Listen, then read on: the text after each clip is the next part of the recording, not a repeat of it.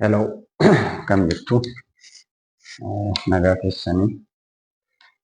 Egaa har'a waa'ee dhukkuba sukkaaraa kan ilaallu ta'a.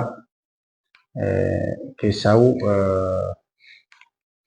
ilaalchawwan dogongoraa hawaasni keenya namoonni dhukkuba sukkaaraa irratti qaban hubannoo dogongoraa namoonni dhukkuba sukkaaraa irratti qaban ilaalla. Isaanis maal inni isaan keessaas waa sadi ilaalla.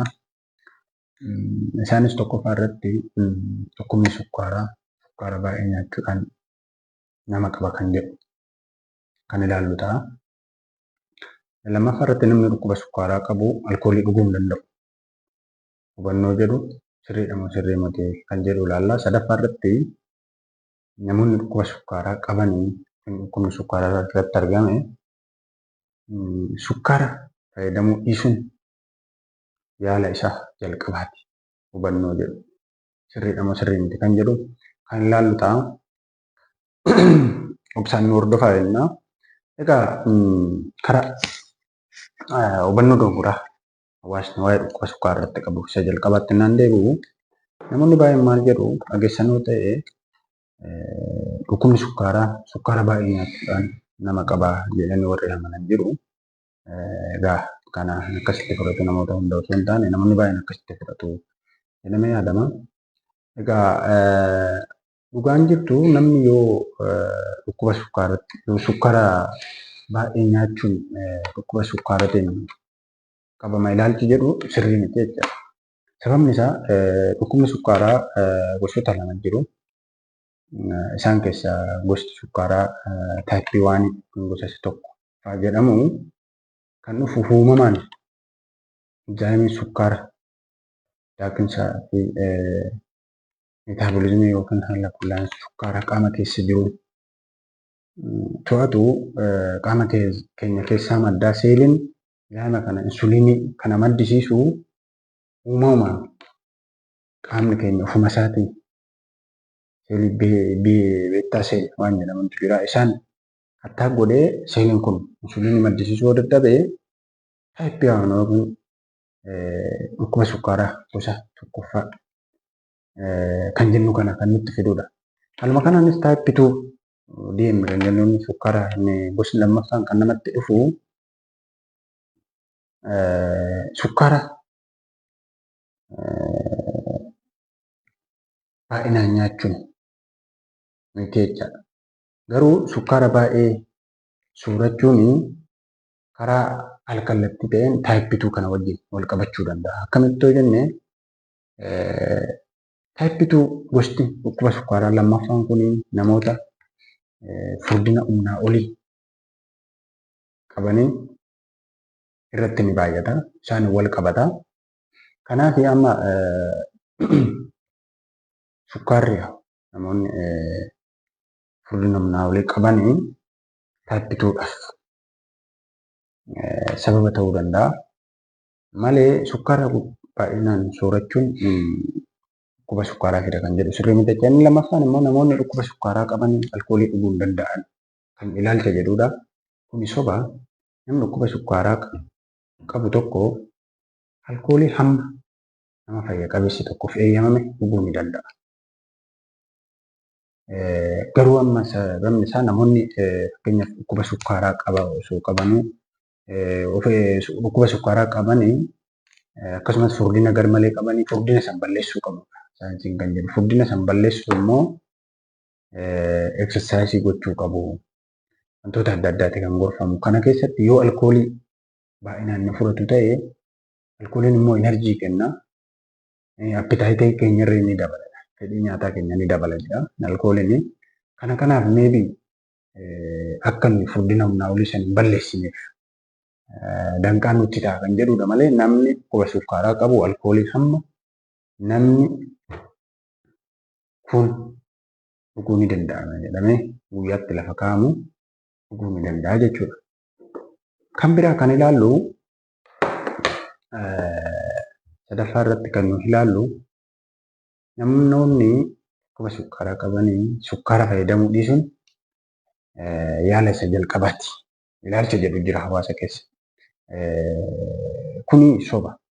Namni dhukkuba sukkaaraa irratti argamu tokko sukkaara dhiisuun yaala jalqabaa osoo hin taane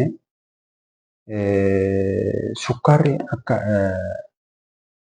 wantoonni nyaanni sukkaara qaban kan akka magariisa yookiin vegetables warreen kun aannanii fi bu'aawwan aannanii kuni naachuraal sugar yookiin sukkaara uumamaa of keessaa qabu. Isaan kun nyaata keenya keessa jiraachuu qabu. Miidhaa isaanirra faayidaa isaaniitu faayida waan ta'eef. Dhukkuba sukkaaraa namni qabu kan inni dhiisuu qabu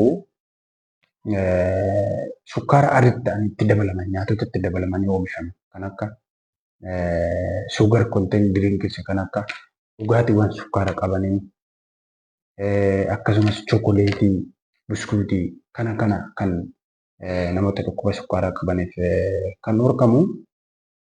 Kunis maaliif rakkoo walxaxaa sukkaarri fidu. Rakkoo walxaxaa sukkaarri fidu ni dabalu. Fakkeenyaaf rakkoo walxaxaa sukkaarri fidu taansinee kan laallu ta'a achi keessatti bal'inaan diskas goona. Kanaaf ilaalchi yookiin hubannoon dogongoraa sukkaarratti jiru kanneen yeroodhaaf kanneen armaan olitti isiniif ibse kana galatoomadha. Kan biraa wanti nuyi har'a ilaallu akkuma nama dura isiniin jedhe rakkoo walxaxaa dhukkuba sukkaaraa kan ilaallu ta'a. Dhukkubni sukkaaraa namni dhukkuba sukkaaraa qabu tokko rakkoo akkamiitiif saaxilamuu danda'a kan jedhu ilaalla. Egaa rakkoolee walxaxaan dhukkuba sukkaaraa bakka lamatti qoodamu. Rakkoo walxaxaa yeroo gabaabaatti nama mudatan fi acute complication kan jennuu fi yeroo dheeraa dhaataan yeroo dhaan booda kan nama mudatanidha jechuudha. Chronic complication warra jennu. Egaa rakkoo walxaxaa yeroo gabaabaa keessatti yookiin acute complication kan jennu sukkaarri gadi bu'u garmalee sukkaarri gadi bu'u rakkoo walxaxaa tokkodha. Yoo ol ka'e diabetic ketoacidosis yoo jennu kan jedhamu yoo ol ka'e sukkaarri nama dhukkuba sukkaaraa qabu irratti sukkaarri garmalee yoo ka'e. Yoo ol ka'e qaama keenya keessatti meetaaboliizimii wajjin daakii sukkaaraa piroosesii qabaa isaan karaa asitti jijjiiramu qaama keenya miidhuu danda'a. Kan biraa yoo gadi bu'e loo yookiin haayippoo kan jennu yeroo baay'ee haayippoo yoo jedhamu dhageessanii beektu yoo gadi bu'e kun miidhaa sammuu keenyarraan qaamota keenyarraan rakkoo hamaa ga'uu danda'a. Kan biraa rakkoon walxaxaa yeroo dheeraa booda chronic complication kan jennu isaan kun almost qaama keenya guutuu irratti complication yookiin rakkoo walxaxaa fiduu danda'a. Sukkaarri tokkoffaa irratti kan laallu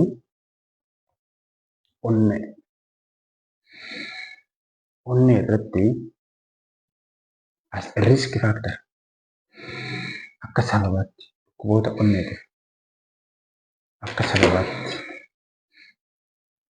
kanatti dabalatee yaa'u namoota istirookii qaban namoota furdina humnaa olii obese ta'an namoota kana dura dhukkuba onnee qaban fi kan kana fakkaatan faana dhiibbaa dhiigaa faana fi kan kana fakkaatan faana walitti dhufuudhaan akka riiskii faakteriitti akka sababa dhukkuba onneeti akka sababaatti ta'uu danda'a jechaadha sukkaarri. Kan biraa kalee irratti yoo ilaalle egaa qorannoon akka jedhutti kalee irratti kiroonik amma kaleen yaa'u kaleen hojii dhaabde na jedhamu dhageessanii beektu. Biyyoota guddataa jiran kana keessatti dhibeen sukkaaraa CKD yookiin kiroonik kidney disease kan jennu dhukkuba kalee yookiin kufiinsa kaleen hojii dhaabuu yeroo dheeraa booda kan dhufu biyyoota guddataa jiran kanarratti dhukkuba sukkaaraati. Inni jalqabaa jedhameeti kan beekamu.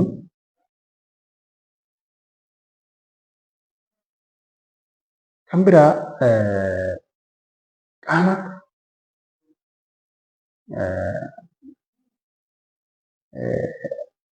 biroo irratti innaa ilaalle egaa ijarratti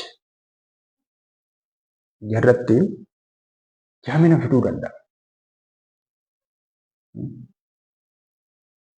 Jaamina fiduu danda'a.